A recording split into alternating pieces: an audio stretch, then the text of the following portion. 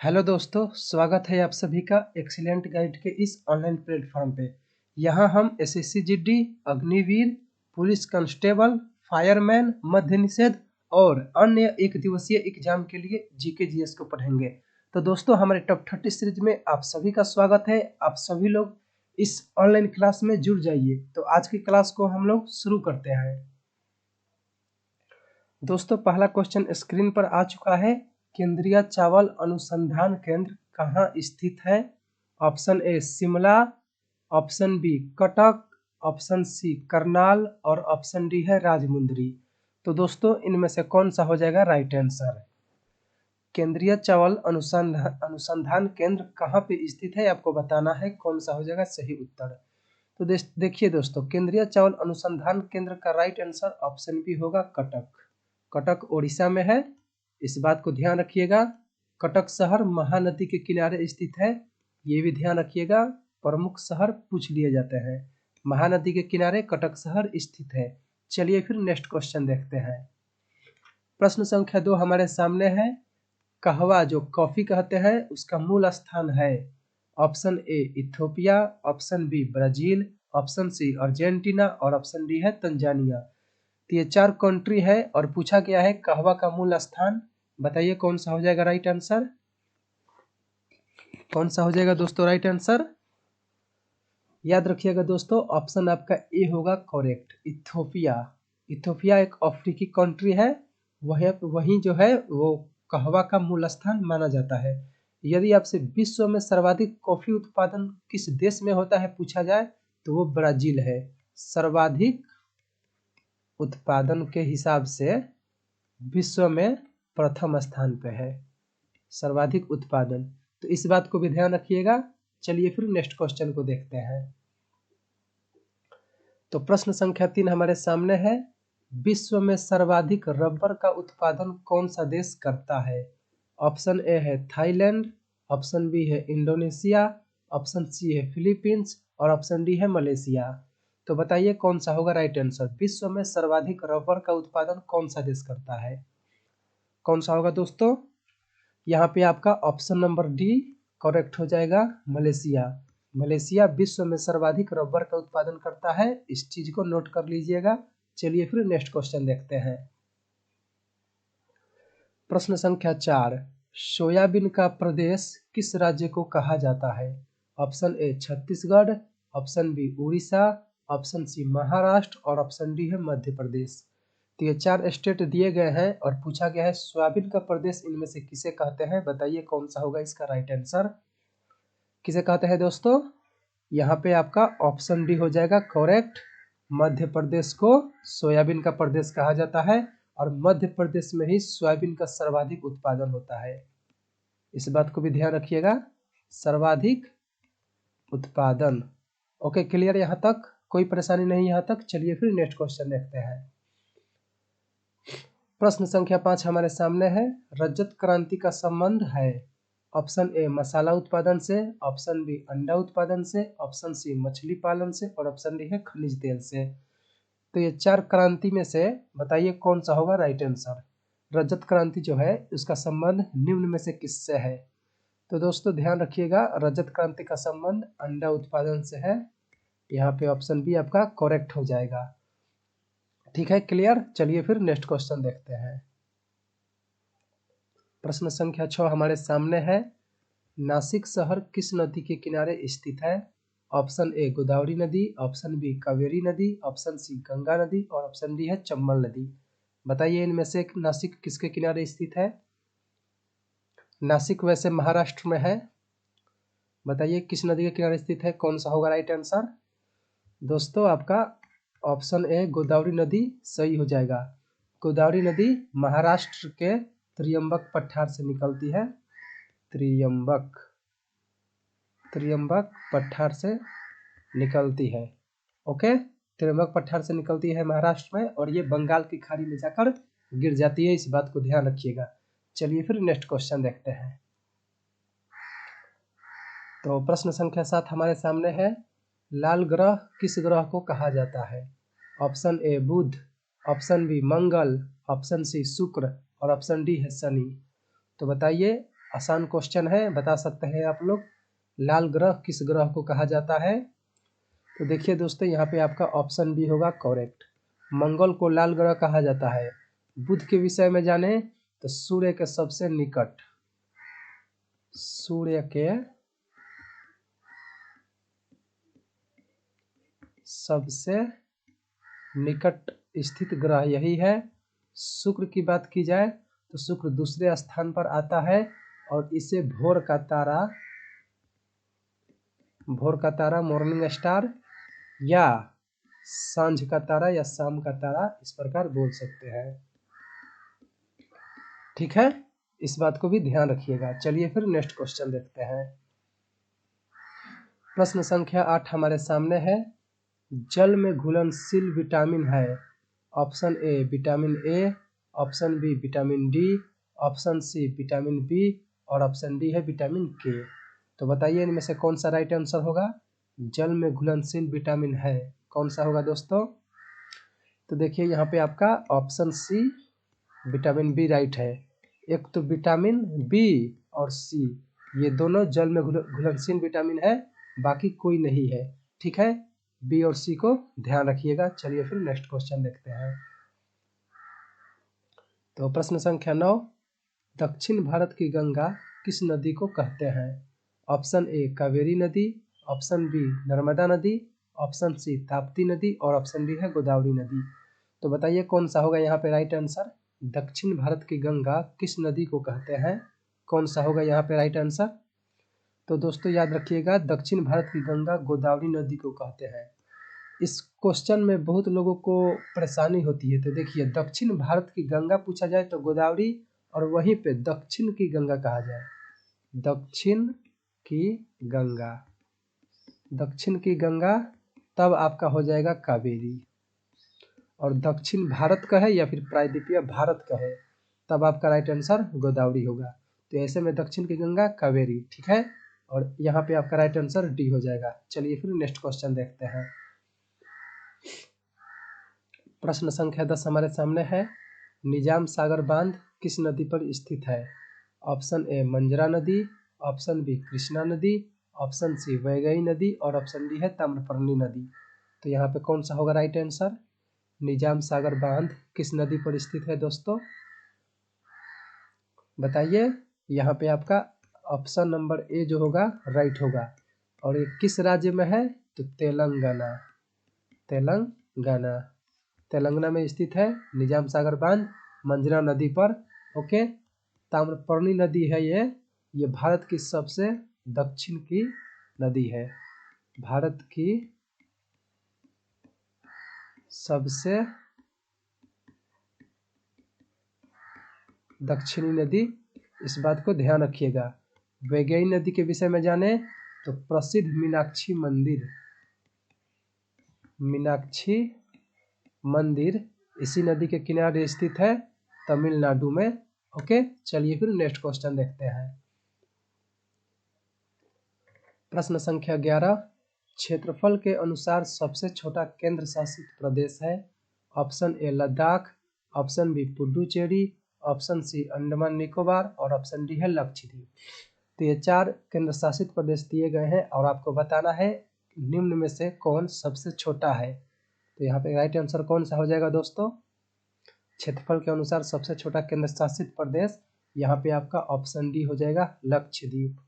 और जो लद्दाख आप देख रहे हैं, यह सबसे बड़ा केंद्र शासित प्रदेश है, सबसे बड़ा केंद्र शासित प्रदेश। ठीक है, सबसे बड़ा केंद्र शासित प्रदेश पूछा जाए तो लद्दाख, सबसे छोटा लक्षद्वीप। और लक्षद्वीप तो मतलब क्षेत्रफल के हिसाब से है ही, साथ में जनसंख्या के हिसाब से भी सबसे छोटा है, जनसंख्या के हिसाब से सबसे छोटा, इस बात को भी ध्यान रखिएगा।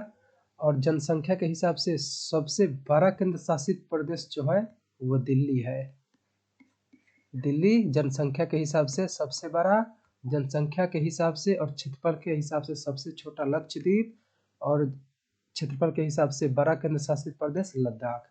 यहाँ पे आपका क्वेश्चन 11 का राइट आंसर लक्षद्वीप हो जाएगा। चलिए फिर नेक्स्ट क्वेश्चन देखते हैं। प्रश्न संख्या 12, केंद्रीय चाय अनुसंधान केंद्र कहाँ स्थित है? Option A Jorhat Assam, option B Darjeeling Paschim Bengal, option C Mysore Karnataka और ऑप्शन डी है हैदराबाद। तो यहाँ पे राइट आंसर कौन सा हो जाएगा? केंद्रीय चाय अनुसंधान केंद्र कहाँ पे स्थित है आपको बताना है, कौन सा होगा राइट आंसर। तो दोस्तों इसका राइट आंसर ऑप्शन जो ए हो जाएगा, जोरहाट असम में है। ठीक है, यहाँ तक तो समझ गए। चलिए फिर नेक्स्ट क्वेश्चन देखते हैं। तो प्रश्न संख्या 13 हमारे सामने, विश्व में सर्वाधिक चाय का उत्पादन कौन सा देश करता है? ऑप्शन ए है श्रीलंका, ऑप्शन बी है चीन, ऑप्शन सी है भारत और ऑप्शन डी है ब्राजील। तो यहाँ पे कौन सा हो जाएगा राइट आंसर? विश्व में सर्वाधिक चाय का उत्पादन कौन सा देश करता है, यहाँ पे कौन सा होगा बताइए। तो देखिए दोस्तों, यहाँ पे आपका राइट आंसर सी हो जाएगा भारत। अब यहाँ पे पूछा गया है सर्वाधिक उत्पादन, यदि सर्वाधिक उपभोक्ता पूछा जाए यानी कि सबसे ज्यादा प्रयोग कौन करते हैं चाय का, तब भी आपका राइट आंसर भारत ही होगा। चाहे वो उत्पादन हो या फिर उपभोक्ता हो, इन दोनों में प्रथम स्थान पर जो है वो भारत ही है। ठीक है, चलिए फिर नेक्स्ट क्वेश्चन देखते हैं। तो प्रश्न संख्या 14, ऋग्वेद में सूक्त की संख्या कितनी है? Option A 1052, option B 1044, option C 1023 और ऑप्शन डी 1028। तो बताइए यहाँ पे कौन सा राइट आंसर हो जाएगा? ऋग्वेद में सूक्त की संख्या कितनी है? ध्यान रखिएगा, इसका राइट आंसर ऑप्शन डी होगा 1028। ऋग्वेद में सूक्त की संख्या 1028 और ऋग्वेद में श्लोक की संख्या 10,462। कहीं कहीं पे 10,562 भी होता है, लेकिन 10,462 प्रमाणिक है, इसी को आप ध्यान रखिएगा। ऋग्वेद का जो समय है ये 1500 से 1000 ईसा पूर्व माना जाता है। ठीक है, ऋग्वेदिक काल। और ऋग्वेद को हम लोग श्रुति भी कहते हैं, श्रुति, और साथ में अपौरुषेय भी कहते हैं, अपौरुषेय। तो ऋग्वेद को श्रुति कहते हैं, अपौरुषेय कहते हैं, इस बात को ध्यान रखिएगा। चलिए फिर नेक्स्ट क्वेश्चन देखते हैं। तो प्रश्न संख्या 15, संगीत का वेद किसे कहते हैं? Option A Rigveda, option B Samaveda, option C Yajurveda और ऑप्शन डी है अथर्ववेद। तो यहाँ पे पूछा गया है संगीत का वेद किसे कहते हैं, आपको बताना है, कौन सा राइट आंसर हो जाएगा। बताइए दोस्तों कौन सा होगा। तो देखिए यहाँ पे आपका ऑप्शन बी होगा करेक्ट, सामवेद को संगीत का वेद कहा जाता है। ऋग्वेद जो है यह सबसे प्राचीन वेद है, सबसे प्राचीन वेद। देखिए एक प्रश्न को करते हैं, साथ में उसके ऑप्शन को भी जानेंगे, इससे हमारी तैयारी मजबूत होगी, क्योंकि हम लोग को तो मजाक करना नहीं है, हम लोग को लेना है जॉब, तो फिर पढ़ना तो पड़ेगा। तो यहाँ पे अधिक से अधिक क्वेश्चंस का प्रयास करेंगे तो हमारे लिए ठीक होगा। तो इस प्रकार सबसे प्राचीन वेद आपका ऋग्वेद हो जाएगा, इसका राइट आंसर सामवेद हो जाएगा। चलिए फिर नेक्स्ट क्वेश्चन देखते हैं। तो प्रश्न संख्या 16 हमारे सामने है, सिंधु घाटी सभ्यता में महान स्नानागार किस स्थान से मिला है? Option A Mohenjodaro, option B Harappa, option C Lothal और ऑप्शन डी है कालीबंगा। तो बताइए यहाँ पे कौन सा होगा राइट आंसर। सिंधु घाटी सभ्यता में महान स्नानागार किस स्थान से मिला है दोस्तों? यहाँ पे आपका राइट आंसर ए हो जाएगा मोहनजोदड़ो। उस समय ये सिंधु नदी के किनारे स्थित था, मोहनजोदड़ो सिंधु नदी के किनारे स्थित था। हड़प्पा की बात की जाए तो हड़प्पा रावी नदी के किनारे, इस बात को भी ध्यान रखिएगा, हड़प्पा रावी नदी के किनारे। लोथल पूछ लिया जाए तो वो भोगवा नदी के किनारे, किस नदी? भोगवा नदी के किनारे। ठीक है, कालीबंगा पूछा जाए तो याद रखिएगा घग्घर नदी, जूते हुए खेत का प्रमाण यहीं से मिला था। चलिए फिर नेक्स्ट क्वेश्चन देखते हैं, यहाँ तक तो क्लियर हो गया। प्रश्न संख्या 17 हमारे सामने है, गंधार महाजनपद की राजधानी कहाँ थी? Option A Champa, option B Kushinara, option C Viratnagar और ऑप्शन डी है तक्षशिला। तो यहाँ पे कौन सा राइट आंसर होगा दोस्तों? गांधार महाजनपद की राजधानी कहाँ थी, बताइए। यहाँ पे राइट आंसर ऑप्शन डी हो जाएगा, तक्षशिला। 16 महाजनपद हमारे भारत में मिलते हैं, 16 महाजनपद, तो उसी में से एक गांधार महाजनपद है जो इम्पोर्टेंट है, इस बात को ध्यान रखिएगा। चलिए फिर नेक्स्ट क्वेश्चन देखते हैं। प्रश्न संख्या 18, शिशुनाग ने अपनी राजधानी कहाँ बनाई थी? Option A Pataliputra, option B Vaishali, option C Rajgriha और ऑप्शन डी है चंपा। तो यहाँ पे राइट आंसर कौन सा हो जाएगा? शिशुनाग ने अपनी राजधानी कहाँ बनाई थी, बताइए कौन सा होगा राइट आंसर। दोस्तों ध्यान रखिएगा, यहाँ पे आपका राइट आंसर बी हो जाएगा, वैशाली। शिशुनाग जो था वो शिशुनाग वंश का संस्थापक था, शिशुनाग वंश का संस्थापक, शिशुनाग वंश का संस्थापक था। कालाशोक दूसरा शासक था, कालाशोक दूसरा शासक था, और काला अशोक को हम लोग काकवर्ण कहते हैं, ये कई बार पूछ लिया गया है आपके एग्जाम में। तो काला अशोक काकवर्ण नाम एक ही है, काला अशोक को काकवर्ण कहते हैं। और शिशुनाग वंश का संस्थापक शिशुनाग हो गया और इसकी राजधानी वैशाली थी। चलिए फिर नेक्स्ट क्वेश्चन देखते हैं। प्रश्न संख्या 19, नंद वंश का अंतिम शासक कौन था? Option A Dhanananda, option B Mundak, option C Mahapadmananda या फिर ऑप्शन डी है इनमें से कोई नहीं। तो बताइए यहाँ पे कौन सा हो जाएगा राइट आंसर। नंद वंश का अंतिम शासक जो था वो कौन था, यहाँ पे बताना है। बताइए दोस्तों, इसका राइट आंसर जो होगा वो धनानंद होगा। नंद वंश का यदि संस्थापक पूछा जाए, संस्थापक, तो वो याद रखिएगा महापद्मनंद। प्राचीन इतिहास से क्वेश्चन है दोस्तों, महापद्मनंद, और अंतिम शासक धनानंद था, इस बात को ध्यान रखिएगा। चलिए फिर नेक्स्ट क्वेश्चन देखते हैं। प्रश्न संख्या 20 हमारे सामने है, भगवान बुद्ध को जेतवन विहार किसने दान में दिया था? ऑप्शन ए है आम्रपाली, ऑप्शन बी है अंगुलीमाल, ऑप्शन सी है अनिरुद्ध और ऑप्शन डी है अनाथपिंडक। तो बताइए यहाँ पे कौन सा होगा राइट आंसर। भगवान बुद्ध को जेतवन विहार किसने दान में दिया था, कौन सा हो जाएगा दोस्तों राइट आंसर। ध्यान रखिएगा, यहाँ पे आपका ऑप्शन नंबर डी जो है वो करेक्ट है। अनाथपिंडक जो थे उसी ने भगवान बुद्ध को जेतवन विहार दान में दिए थे, इस बात को याद रखिएगा। भगवान बुद्ध का जन्म लुम्बिनी में, उन्होंने निरंजना नदी के किनारे बोध गया में ज्ञान की प्राप्ति की थी। प्रथम उपदेश सारनाथ में दिया था। सर्वाधिक उपदेश पूछा जाए तो श्रावस्ती में दिया था। अपने जीवन के 25 वर्ष सर्वाधिक जो था वो श्रावस्ती में ही बिताए थे, और उनका अंतिम वर्षा स्थान वैशाली था, इस बात को ध्यान रखिएगा। और भगवान बुद्ध की मृत्यु कुशीनगर में हुई थी, इस बात को भी ध्यान रखिएगा। ऐसे ऐसे प्रश्न पूछ लिए जाते हैं। चलिए फिर नेक्स्ट क्वेश्चन देखते हैं। प्रश्न संख्या 21 हमारे सामने है, ज्ञानपीठ पुरस्कार किस क्षेत्र वालों को दिया जाता है? ऑप्शन ए है साहित्य, ऑप्शन बी है इतिहास, ऑप्शन बी सी है नाटक और ऑप्शन डी है नृत्य। तो बताइए यहाँ पे कौन सा होगा राइट आंसर। ज्ञानपीठ पुरस्कार किस क्षेत्र वालों को दिया जाता है दोस्तों? तो देखिए, लिटरेचर जो होता है आपका राइट आंसर ऑप्शन ए होगा, साहित्य लिटरेचर। ज्ञानपीठ पुरस्कार इसी क्षेत्र में दिया जाता है, इस बात को ध्यान रखिएगा। चलिए फिर नेक्स्ट क्वेश्चन देखते हैं। भारत का राष्ट्रीय गीत वंदे मातरम किस ग्रंथ से संकलित है, आपको बताना है। ऑप्शन ए है मुंडकोपनिषद, ऑप्शन बी है कठोपनिषद, ऑप्शन सी है ईशोपनिषद और ऑप्शन डी है आनंद मठ। तो बताइए कौन सा होगा राइट आंसर। भारत का राष्ट्रीय गीत वंदे मातरम किस ग्रंथ से संकलित है, कौन सा होगा राइट आंसर दोस्तों। तो प्रश्न संख्या 22 का सही आंसर ऑप्शन डी होगा, आनंद मठ। सत्यमेव जयते कहाँ से लिया गया था, तो वो लिया गया था मुंडकोपनिषद से। क्या, सत्यमेव जयते। राष्ट्रीय वाक्य है हमारा, हम लोग का राष्ट्रीय वाक्य सत्यमेव जयते है, सत्यमेव जयते। और यह जो है मुंडकोपनिषद से लिया गया था, आनंद मठ से वंदे मातरम लिया गया था, इस बात को ध्यान रखिएगा।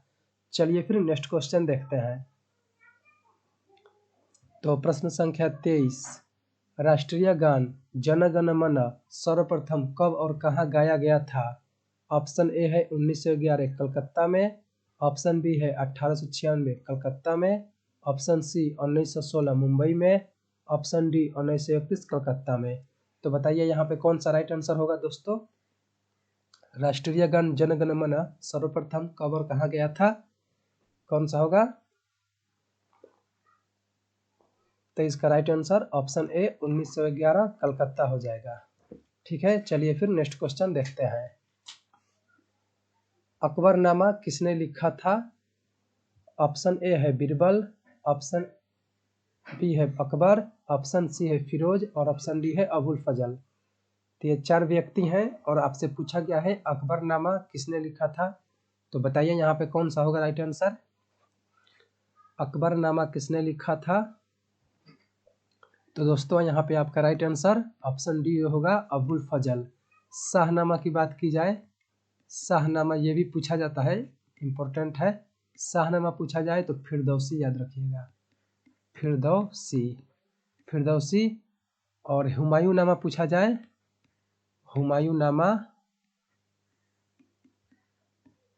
हुमायूं नामा, हुमायूं नामा पूछा जाए तो गुलबदन बेगम, गुलबदन बेगम, गुलबदन बेगम, हुमायूं नामा, शाहनामा फिरदौसी और जो अकबरनामा है वो अबुल फजल लिखे थे। इस बात को ध्यान रखिएगा। चलिए फिर नेक्स्ट क्वेश्चन देखते हैं।